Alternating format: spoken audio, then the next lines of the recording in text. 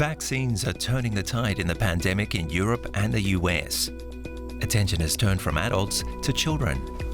Some say they should get the jab too. But shouldn't the limited supply of vaccines go to people in poorer countries? After all, kids rarely develop severe cases of COVID. Some parents have voiced safety concerns. Pharma firms say the shots are safe for minors. Is it time to vaccinate the young? I'm Ben Fazoulan. Welcome. Before we tackle that question with our two guests today, let's take a close look at the numbers to get a better grasp of just how dangerous COVID is for kids. There are 14 million minors living here in Germany. Since March last year, over 1,500 children and adolescents were hospitalised due to the coronavirus. About 350 of those developed an inflammatory secondary disease of the infection called PIM syndrome. 4 children died from COVID. And let's just compare those numbers with influenza. In the 2018-19 flu season, about 7,500 kids under the age of 14 were hospitalised. 9 died. To explain those numbers, let's talk to Julian. He's a consultant virologist and honorary associate professor at the University of Leicester. Jörg Dutch is the president of the German Society for Child and Adolescent Medicine. Thanks to both of you for joining us today. Jörg, let's start with you. You and the Standing Committee on Vaccination in Germany have concerns about vaccinating children against SARS-CoV-2. What are those concerns?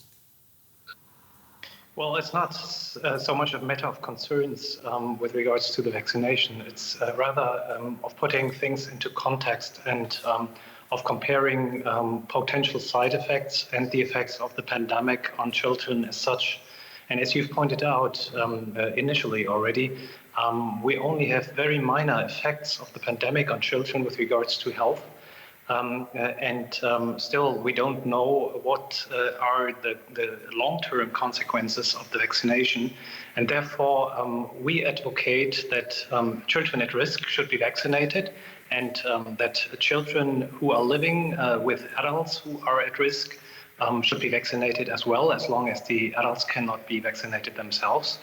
And finally, in all the other children and young adolescents, there should be an individual decision-making process with their GP, with their pediatrician, to find out whether they are actually willing to accept the vaccination and whether they are aware of potential side effects and how they think about it. OK, Jörg, so you're worried about the long-term effects of this pandemic on the kids, not the effects of the virus or the vaccine, but what happens if it takes so much longer to vaccinate all our adults, our main concern within the population, because you're vaccinating children at the same time, or we haven't vaccinated all the adults? Doesn't that mean we're going to be in lockdown a lot longer and have even longer term effects for kids? Well, I don't actually think so. First of all, there are alternatives to vaccination in children. We have well-established testing facilities in Germany these days. Plus, we know a lot about hygiene roles, and we know a lot about making schools safe. So vaccination isn't the solution to children, in particular, if you consider that only a minority of children can be vaccinated. We're only talking about those between 12 and 15 at the very moment. So at the end of the day, also considering that adults are much more prone to infecting somebody else and to transferring the virus to another person, it may be wise to vaccinate adults, especially adults who are in the field of education, to make sure they don't transmit the virus to the children. Julian, you're less concerned. Why is that? Can you explain that to us?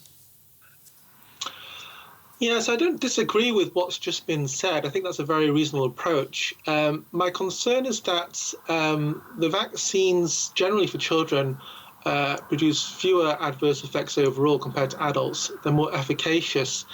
And we are seeing a lot of otherwise healthy children getting long COVID symptoms, about 5 to 10% of them in the UK now.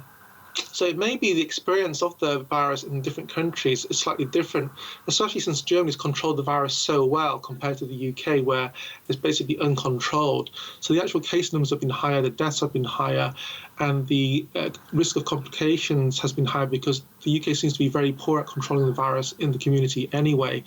So I think the context is different, and the UK has been rolling out the primary school influenza vaccination program for many years now. Leicester, where I am at the moment, has been one of the pilot centres for that. And also Finland and Austria and the US now have also instituted this primary school vaccination program to try and protect the children from severe disease, but also the adults that they have contact with as well. And that kind of overlaps a bit with what the previous speaker has been saying. But the UK approach and the US approach is more wide in that you want to vaccinate the healthy children as well, living with healthy adults to prevent those children getting long COVID complications that we are seeing in about 5 to 10% of children. How dangerous is the wait for kids while adults line up to get the jab first?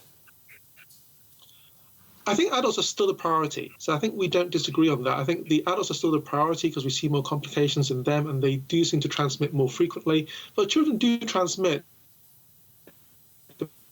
Several studies in South Korea and the US showing children shed high viral loads for just as long as adults. And the fact you don't detect the transmission is because children are often more asymptomatically infected than adults are. So it may be a lack of case ascertainment rather than a true asymptomatic non-infectious type of infection. In fact, we know for other respiratory viruses, including influenza, children are really major vectors and reservoirs of these respiratory viruses and have been for decades, with paraflu, RSV, adenovirus, pneumovirus, as well as influenza. So the rhinoviruses that form the common cold are really no different in that respect.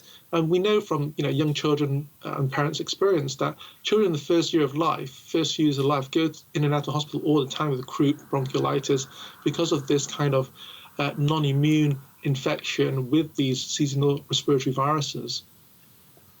What about the US strategy, though, Julian, where children are already getting vaccinated, possibly crossing a line at the expense of adults? Yeah, so I've actually written a Politico article about this some time earlier, and there is an interesting ethical dilemma here, whether you vaccinate children to protect the adults more than the children themselves. And this debate could go round and round.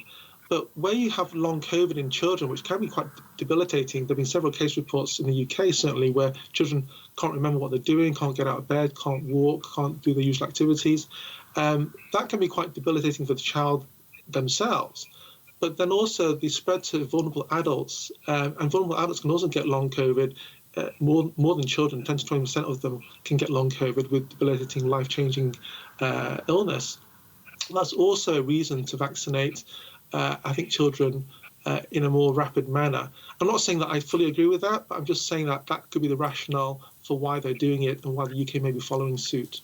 Jörg, can I ask you another question? The Pfizer-BioNTech vaccine was tested on just over 1,000 children and adolescents, and some scientists are saying that's far too few participants to detect rare side effects. That's right. I mean, that's actually the observation we made with other vaccination agents.